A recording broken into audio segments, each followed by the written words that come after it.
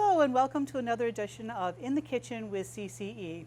I'm Kathleen. I'm a SNAP Ed nutrition educator with Cornell Cooperative Extension, and today we're in the kitchen, the commercial kitchen at the Broome County Regional Farmers Market, which is located on Upper Front Street in Binghamton, New York.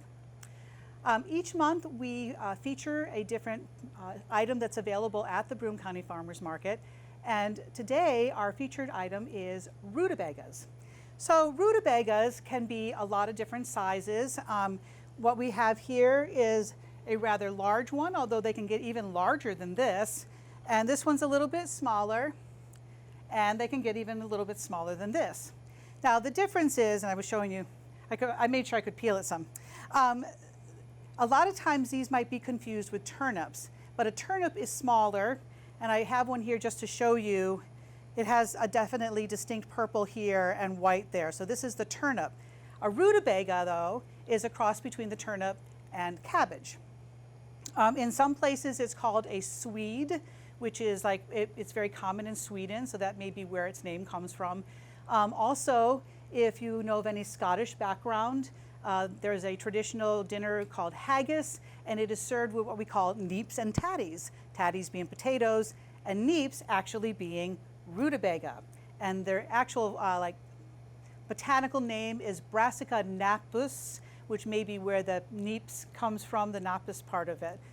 Anyway, they're very hardy. They are a root vegetable, so they store well throughout the winter.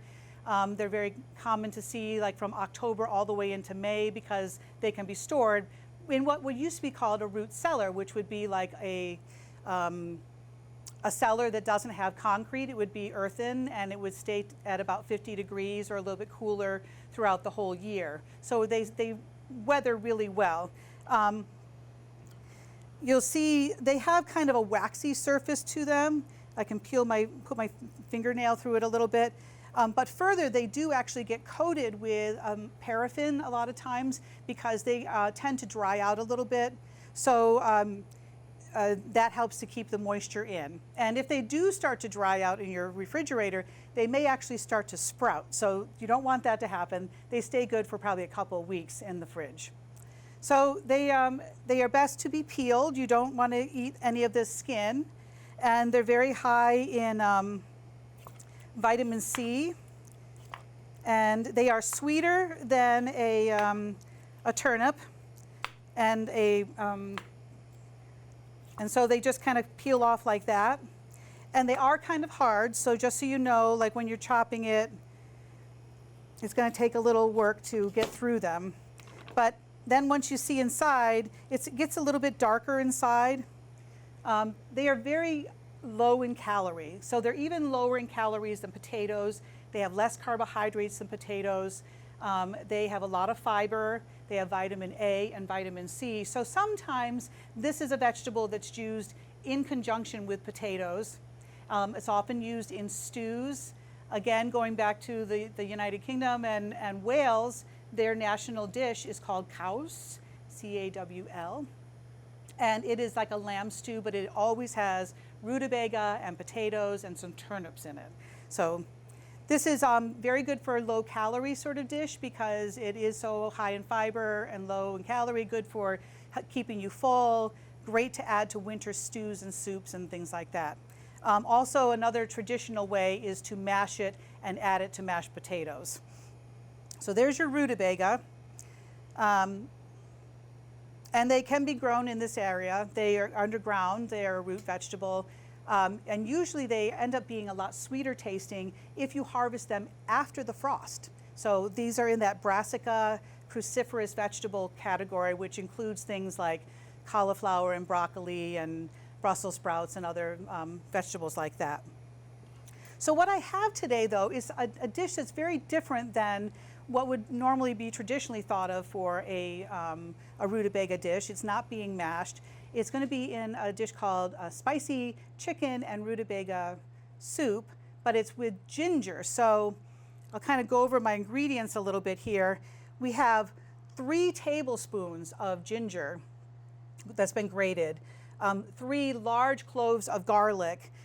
There is a couple teaspoons of thyme, a couple teaspoons of olive oil, salt and pepper, This red thing at the very side here is a fermented red chili paste that's actually very popular in Korea, and this adds another kick right at the end.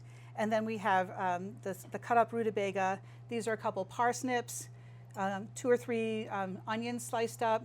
This is a shredded chicken, and then we have some 4 cups of broth and 4 cups of water. So what we do is we start everything out. Normally I would try to show you it cooking, but I think it would take it takes about 5 minutes really for the onions and the garlic to cook. But we'll bring this over here. All you need to do really is to put your onions into the pot. And I would add the garlic in too. And if you love strong flavors, you can modify this yourself to add more garlic if you want to. And also we'll put in the oil, 2 tablespoons of olive oil. So this will get cooking, and you let it, you just let it cook over the higher heat. And then, so to kind of speed this process up a little bit, it would take about 5 minutes for this to soften up, and you'd want it to become a little translucent. However, it's ultimately going to cook with everything. So for the sake of time, I'm just going to show you that you do this, and then you add in your seasoning. So this would be on the pot, already cooked a little bit. And then you add in the grated ginger. And if you can get ginger that's nice and thick, you'll get a juicy ginger. It should be kind of glossy, so you get some of the juices from it as well. And then you add in 2 teaspoons of thyme and a little salt and pepper. And so we're going to stir all that together. And you can just kind of picture all of those flavors combined. You've got the spices and your onion and garlic. And then you put in your vegetables. So you've got 2 medium parsnips. Parsnips look like carrots, except they're white. And they kind of have a sweet flavor too.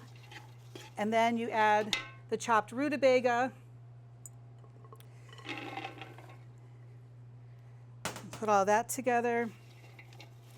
And so, and I would advise stirring it up good so it kind of combines the spices and those vegetables together. Let that kind of stir together. And then you add in broth. This is 4 cups of chicken broth. Now, one way to really be economical is to take a chicken and roast it, and then you can use that chicken to cook it down a little bit. After you've had one meal off of it, you can cook it down and have broth made from it, and then you can take the meat off of it and put it back into a soup like this. So I'm going to put the water in.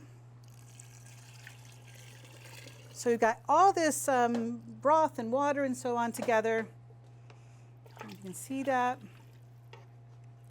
So it's just, and so they are hard vegetables, okay? So it's going to take a little while for it to cook down.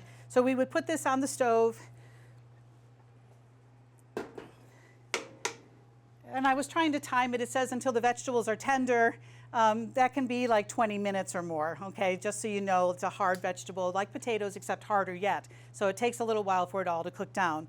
About halfway through is when you stir in your chicken. So even though I've got the chicken shredded right now, I'm not going to add it yet because I wouldn't want it to get all tough. So you would normally add that to the vegetables about halfway through the cooking process of the vegetables. So I'm going to show you what a finished product looks like.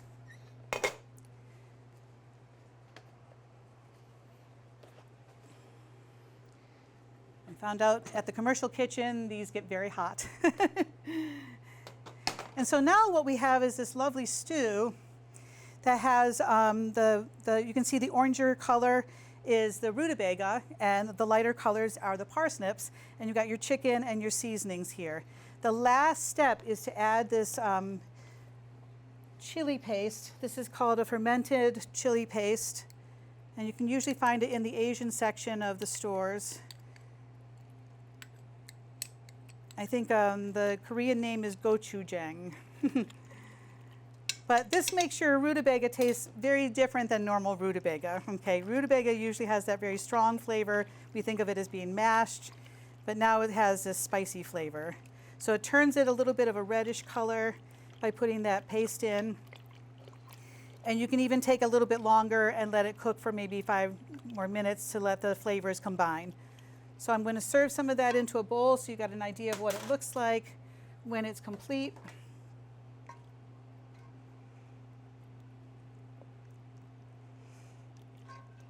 You could do this with other root vegetables, but this is a really nice way to include your low-cal and interesting flavors of rutabaga. So there is our completed recipe, spicy rutabaga and chicken soup with ginger. Well, I want to thank you for joining us for this edition of In the Kitchen with CCE. And I want you to know, too, that the Broome County Regional Farmers Market is open year-round, so every Saturday from 9 to 1, and we're located on Upper Front Street.